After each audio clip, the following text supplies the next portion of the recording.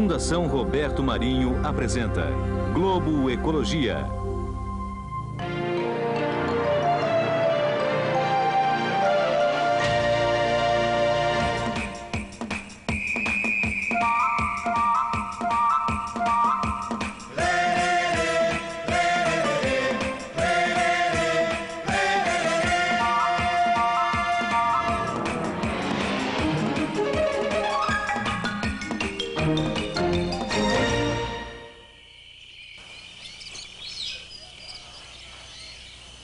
Se a gente prestar atenção, dá para ouvir a natureza. Ela fala, dá sinais de vida, de força, de beleza, mas também de alerta. É preciso escutar essas mensagens para poder viver melhor. Hoje vamos conhecer uma região do Brasil onde aos poucos as pessoas estão aprendendo a repensar a relação do homem com o meio ambiente. Vamos para o Vale do Itajaí, em Santa Catarina. Um lugar onde o trauma das enchentes se transformou numa grande lição. A festa da reconstrução. Depois do prejuízo, alegria e solidariedade. E ainda, o trabalho apaixonado de um casal. Uma pequena cidade do interior de Santa Catarina, vamos conhecer Wiggold e Miriam, dois descendentes de alemães que há 20 anos estão ajudando a recuperar as matas e melhorar a qualidade de vida do Vale do Itajaí. Esses primeiros 500 anos no Brasil foram os 500 anos da destruição. Se espera que os próximos 500 anos se tornem os 500 anos da recuperação.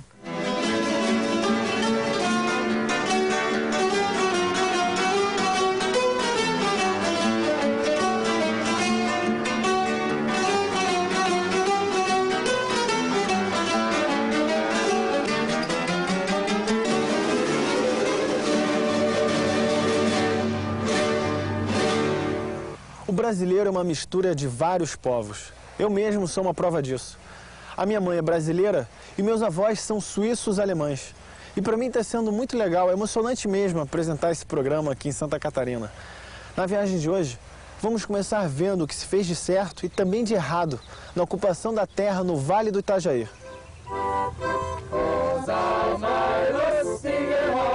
Quando se conhece as cidades, as pequenas propriedades rurais e os moradores do Vale do Itajaí, não é difícil entender por que esta região é conhecida como Vale Europeu.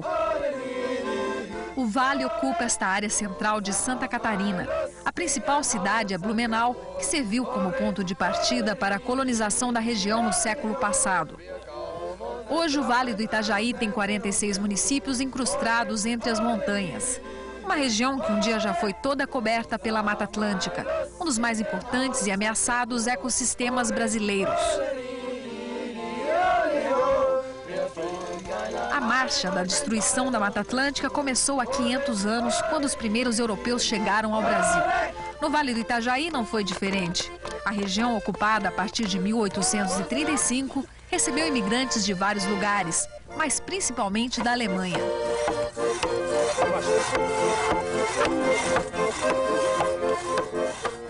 No começo, a floresta representava uma ameaça para os imigrantes europeus. Dominar a imensa vegetação tropical e os animais era como dominar o inimigo.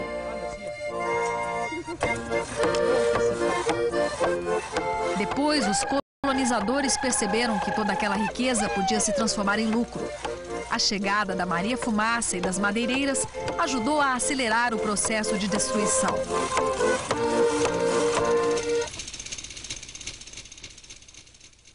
No último século, a região perdeu mais de 70% de sua cobertura vegetal.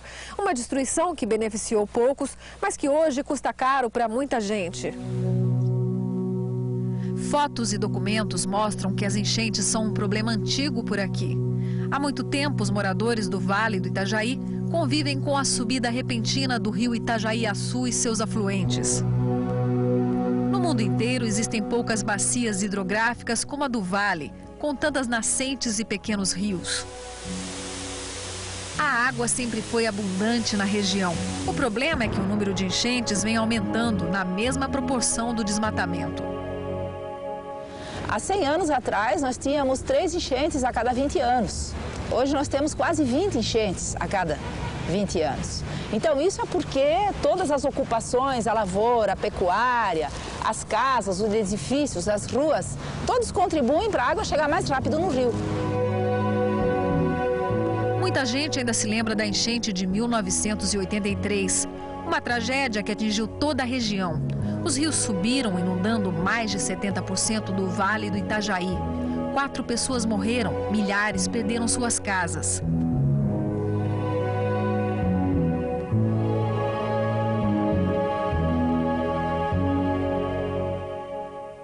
Em 84, quando o pesadelo parecia ter acabado, veio outra enchente tão devastadora quanto a do ano anterior. Os prejuízos foram enormes. Muitos catarinenses, como seu Leopoldo e a mulher, perderam tudo o que tinham e tiveram de recomeçar do zero. Televisão, camas e roupa e documentos, tudo ficou dentro da água, tudo. Não salvemos nada. Porque até onde chegou? Até lá em cima, por cima da janela. Hoje, seu Leopoldo trabalha na manutenção desta barragem do rio que passa bem perto da casa dele. Esta pequena obra de contenção de enchente não fez desaparecer o medo de uma nova catástrofe. Seu Leopoldo sabe que é difícil controlar a natureza e que em época de inundação até esta barragem, que fica a 150 quilômetros de Blumenau, pode ser pequena para conter o volume de água que desce para o vale. Seu Leopoldo, as pessoas ficaram com muito medo depois disso? Ficaram, sim. Ficaram com muito medo, porque a enchente, como essa grande, quando vem, ela vem de repente, né? Então não dá para salvar nada. Então tem que deixar tudo e sair das casas e ir embora, né?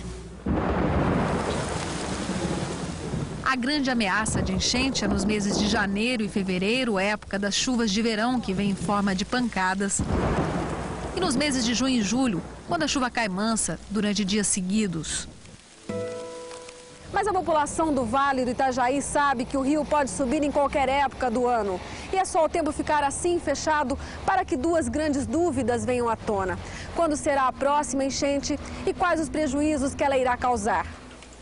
A meteorologista Beate Frank trabalha para um instituto criado pela Universidade de Blumenau, especialmente para estudar as enchentes. Conhecendo melhor o fenômeno, fica mais fácil alertar os moradores do vale sobre o risco das inundações. E as pessoas precisam saber o que vai acontecer para poderem cada um se organizar. Então tem que saber quanto que o rio está subindo, a que nível ele pode chegar, em que cota fica a sua casa. Na verdade, isso faz parte de uma convivência com a enchente. E essa convivência, ela exige ter a informação adequada. Os especialistas instalaram aparelhos em vários pontos da cidade. Neste ponto do rio Itajaí-Açu, bem no centro de Blumenau, foram colocadas estacas que medem o nível do rio. Através do controle do volume da água, é possível saber com antecedência onde vão acontecer as enchentes. Mesmo em épocas de pouca chuva como esta, o nível do rio é medido diariamente. Quando a água atinge a estaca 2, a cidade fica em estado de atenção. Na 6 é estado de alerta. Na 8, significa que já estão ocorrendo enchentes em Blumenau. Mas quando passa da 12, já é estado de calamidade pública. Hoje, Blumenau, nós podemos dizer que ela tem um plano para fazer frente à calamidade enchente em Blumenau. É diferente do que houve em 83, que a cidade não tinha esse planejamento. Não se tinha um sistema de alerta, alarme, que hoje a gente tem, e a gente consegue prever o nível que vai chegar essas águas em Blumenau. Com isso, nós alertamos a população e tem tempo de ser retirada todos os seus pertences e os familiares também. O sistema de alerta não é suficiente para esta indústria de tecelagem de Blumenau, que teve um prejuízo de 10 milhões de dólares com as inundações de 83. O chefe da segurança explica que, mesmo sabendo das enchentes com antecedência, não há como retirar os equipamentos pesados. Por isso, a indústria investiu num sofisticado e caro sistema de proteção. Em alguns pontos, o muro que cerca a fábrica vai até 18 metros abaixo da terra. Os portões foram transformados em comportas de aço. mesmo que ao redor esteja totalmente tomado pelas águas, o parque interno ele é totalmente protegido por bombas e com sistema interno também de movimentação dessas bombas para que jogue a água para fora, evitando a inundação do Parque Fabril. Está se investindo recursos, né, até agora, sempre só em ações locais, ou seja, sempre em benefício próprio. Ainda não se aprendeu a investir na causa do problema que está muito aquém da sua própria propriedade, né? E à medida que isso for aprendido, né, nós vamos certamente ter resultados coletivos muito superiores. Não tem quem dê jeito sozinho quando a natureza foi desrespeitada por todo mundo. O jeito é se unir, mudar a nossa cabeça e a forma de lidar com o meio ambiente. No próximo bloco, a Oktoberfest, a festa da reconstrução. E mais. A floresta, uma aliada contra as enchentes.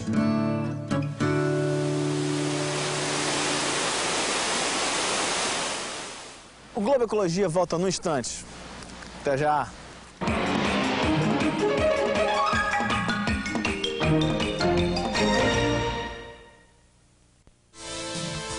Review.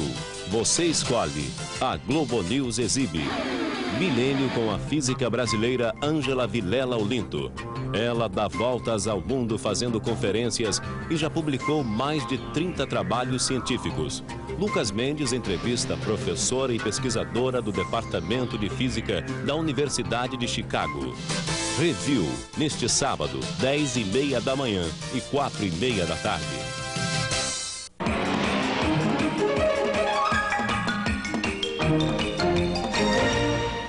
O brasileiro adora comemorar. É festa o ano inteiro. É carnaval, é São João, é São Pedro. E aqui em Santa Catarina acontece uma das festas mais animadas do Brasil, apesar do nome em alemão. É a Oktoberfest.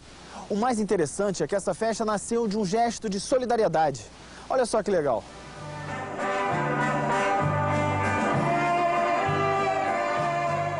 Todos os anos, no mês de outubro, Blumenau recebe milhares de pessoas para o Oktoberfest, esta espécie de carnaval alemão.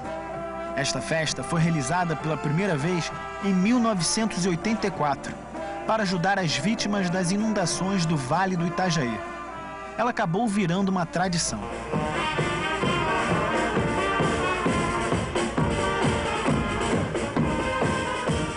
A região que conseguiu combater os prejuízos das enchentes com alegria e otimismo, agora tenta atacar a origem do problema de uma forma consciente.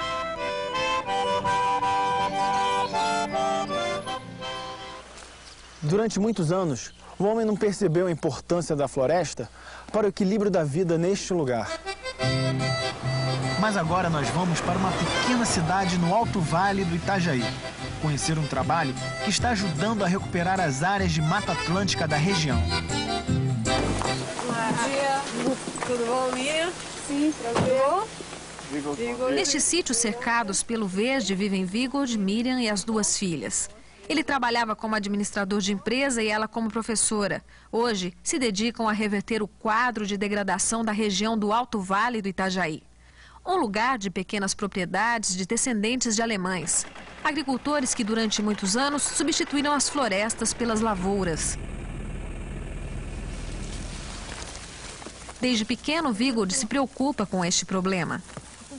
Essa araucária, por exemplo, eu plantei quando eu tinha 5 anos de idade. E quem me deu as sementes foi o meu pai, na época já com uma outra visão, sabendo que precisava parar de desmatar e começar a recuperar as matas que já tinham sido destruídas. E como é que era antes, seu Daniel? Como é que as pessoas faziam antes? Matavam mesmo? Desmatava. Só isso.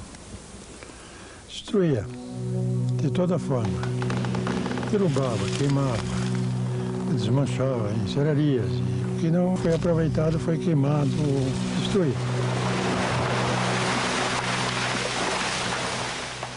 Uma das consequências mais graves do desmatamento foi a destruição de matas ciliares aqui nesta região do Alto Vale do Itajaí.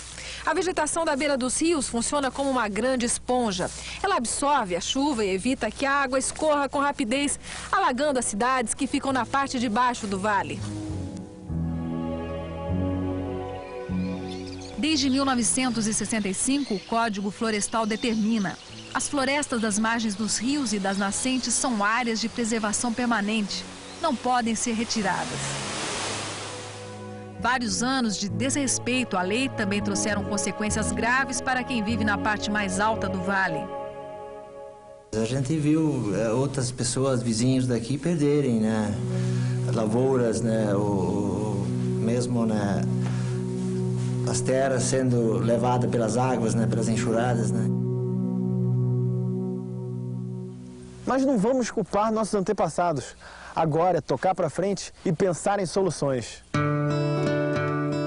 Miriam e Vigold começaram reflorestando a propriedade da família.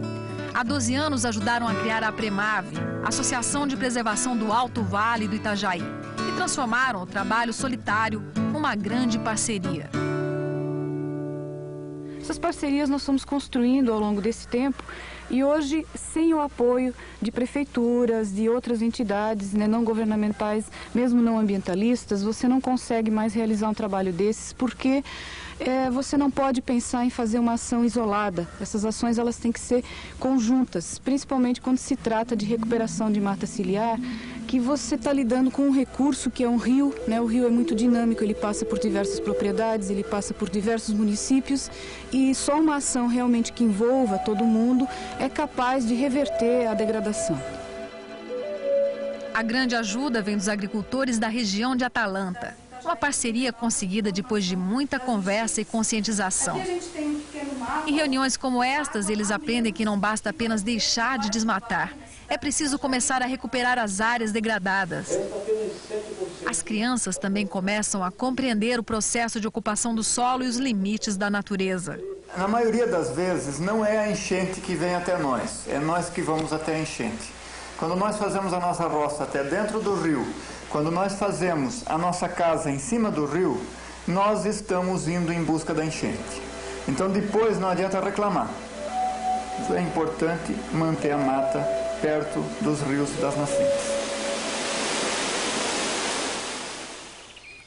Miriam e Vigold cuidam do viveiro de mudas da associação.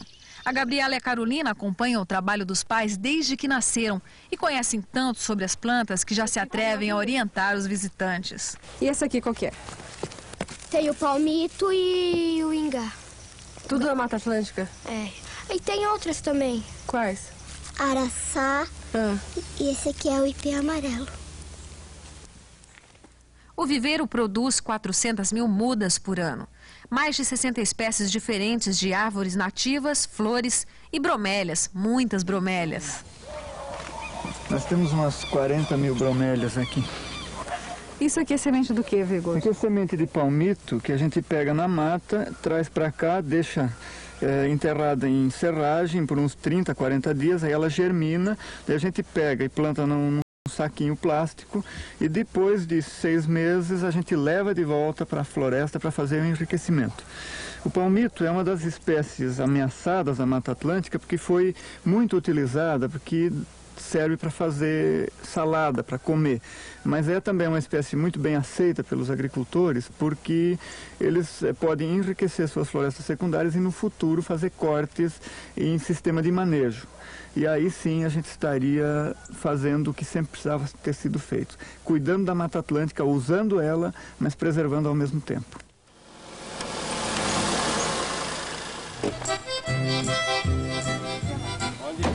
Um dos grandes objetivos do projeto é recuperar a vegetação da beira dos rios. Marco trabalha a semana inteira na lavoura e dedica os sábados e domingos ao reflorestamento. Parece cansativo, mas para ele é uma espécie de hobby. Quem mais se diverte é o pequeno Thales, de 7 anos. É que aqui nós sempre plantamos um pouco e também nós sempre brincamos um pouco também. E é divertido fazer isso? Uhum.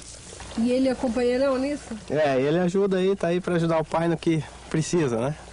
E precisa bastante, né? Tem muita coisa para fazer, né? Em termos de mata ciliar e conservação de meio ambiente, né?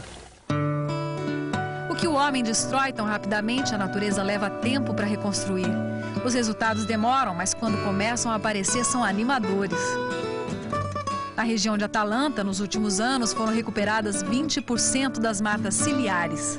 Então tem muita gente hoje mudando de ideia e passando a encarar as florestas de uma outra forma. E a gente espera que o terceiro milênio seja realmente o milênio da recuperação da Mata Atlântica, porque esses primeiros 500 anos do Brasil foram os 500 anos de destruição. A gente espera que os próximos 500 anos se tornem os 500 anos da recuperação. As árvores estão pequenas e quando meu filho crescer e virar gente, daí ele vai perceber que eu e meu pai plantamos bastante árvores.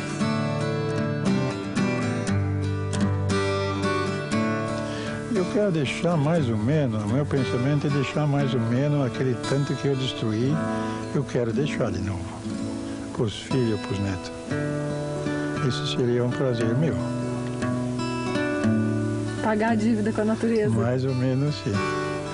Se eu destruir 1000 árvores, eu queria deixar 1000 árvores em pé de novo. Acho que estou quase chegando lá. A gente descobriu que o seu Daniel já plantou mais de 50 mil árvores aqui na região. Ele já pagou o que devia. Mas não para não, seu Daniel. Continua plantando porque ainda tem muita gente devendo por aí. Afinal de contas, quanto mais verde, melhor. A natureza agradece. Globo Ecologia fica por aqui. Até a próxima.